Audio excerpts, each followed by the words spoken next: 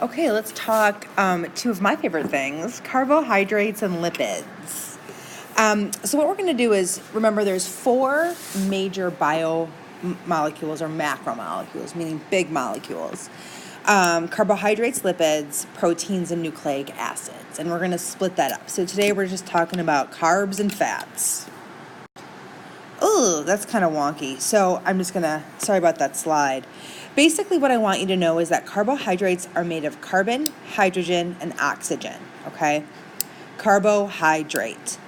Remember that, hopefully you remember from chemistry, maybe not, that carbon is the essential element of life. So every living thing is made out of carbon.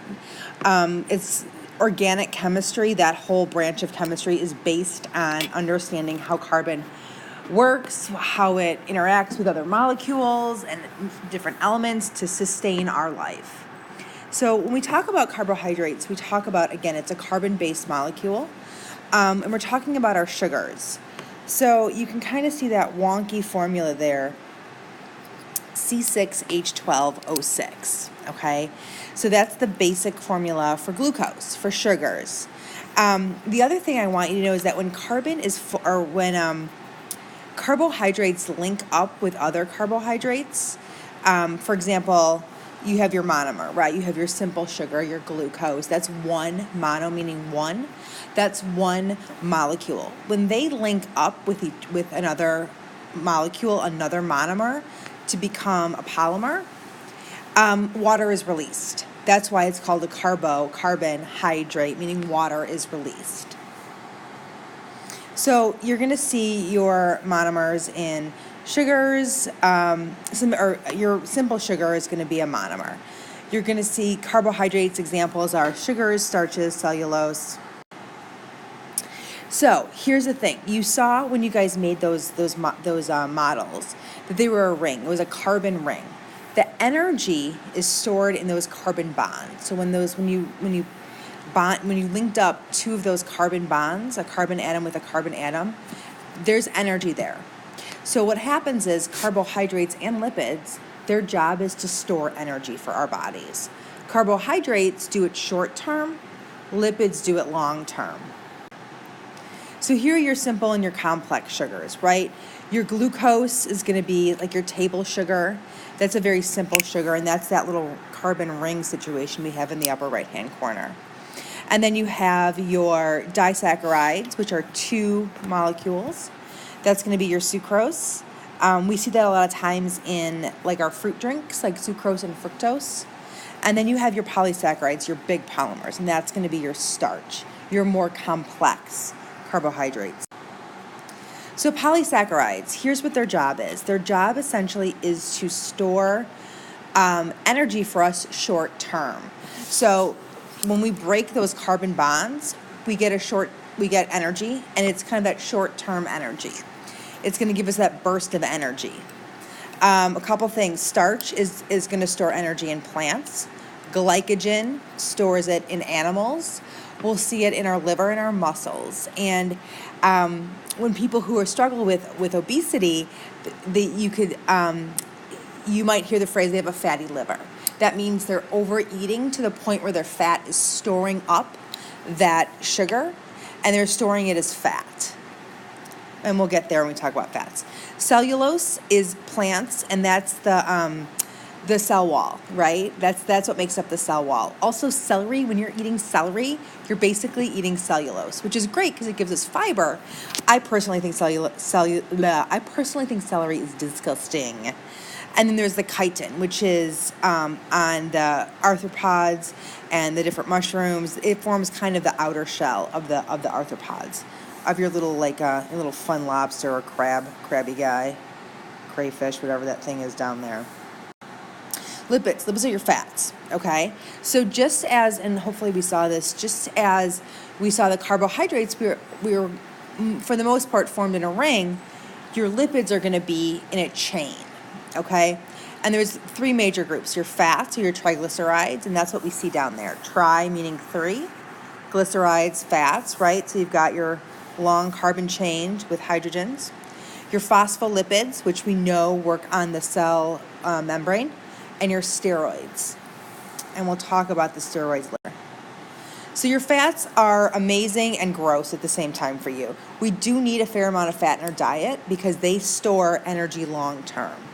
Too much of that, though, is when we run into trouble, and then we build up these fat reserves, and that's where you see fat accumulation in your body. So don't worry too much about the enzyme situation. Just know I wanted you more to kind of look at the structure of a fatty acid. You've got your long carbon tail with hydrogens all around it, and you have your carboxyl group, and that's that little OH at the end of the carbon. The double bond, the carbon you see there is double bonded to the oxygen, and then there's an OH. So they store energy, right? So those long hydrocarbon chains we know are going to be non-polar, and we know that they're hydrophobic. They do not like water, okay? And they're non-polar, they're non-polar. They don't mix with water. Oil and water don't mix, and you guys saw that in your lab. So their job is to store energy. So where you see the hydrogen and the carbon bonds, whereas in carbohydrates it was the carbon bonds, in fats it's going to be the hydrogen carbon bonds. Okay, so it stores more energy. If you see where we're going with that, it also cushions the organs. It insulates our body. Fat does good things for us. Too much of it, though, we run into trouble. Let's talk about saturated and unsaturated fats. So your saturated fats come from animals. They're animal-based, like your dairy, your cheeses. And they're the ones that are solids at room temperature. You guys saw that. You saw that with your butter when we had our lab. Now, you might say, okay, well, what about coconut oil, right? Because it is technically kind of gloppy. It's a solid at room temperature. But coconut oil is technically unsaturated because it has such a low melting point that if you hold it in your hand or it's it melts very easy. Whereas butter, it takes a minute for you to melt butter. The saturated fats are essentially the bad fats, right? They're the ones that are going to cause your arteries to inflame and plaque buildup, and that's going to give you heart disease. Now, your unsaturated are going to be liquids at room temperature. They're signified by, they have a double bond between their carbons, and we'll talk more about that later. So you're going to see these are from plants for the most part, some fish fats like your omega-3s. Your good fats are going to be unsaturated, and they're liquid at room temperature. So, like we said, if you look at the main difference between these two is that the unsaturated fats have a double bond. That double bond means they have less hydrogen, okay? So when we talk about saturated, we mean that it's saturated with hydrogen. It has lots of hydrogen. And there's those little kinks, if you look down, look like little chevrons, upside down V's on the unsaturated. That allows them to kind of stack really nice and neatly, okay? So they kind of stay in line. The unsaturated, they don't have that double bond. So those chains can kind of go wherever they want to go. They don't stack real nice and neat. They don't play nice. So that's where they can interact with the different molecules in our body, and that's why our body has a hard time processing it, which then can lead to things like heart disease, diabetes in some cases. All right, your phospholipids, you know this is that make up the cell membrane. You got your phospho there, and then you have the two fatty acid chains. We've seen that before. And then you have your steroids, right? You have 4 carbon rings. So you're like, okay, carbon rings, they also exist in lipids as well.